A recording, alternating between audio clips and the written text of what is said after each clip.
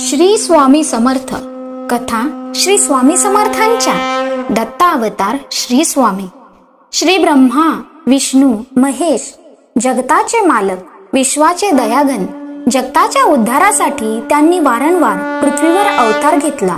मानवाच्या भल्यासाठी त्याला सन्मार्ग दाखवण्यासाठी विविध रूपे घेतली. अत्रि ऋषींच्या घरी अनुसूयाच्या पुत्रेच्या रूपाने परमेश्वराने दत्तावतार धारण केला. गुरुदत्तांनी पुढे आंध्र प्रदेशातील पिठापूर नावाच्या गावात अय्यप्पा राजा आणि त्यांची पत्नी सुमतीच्या पोटी श्रीपाद श्री वल्लभ यांच्या रूपाने जन्म घेतला.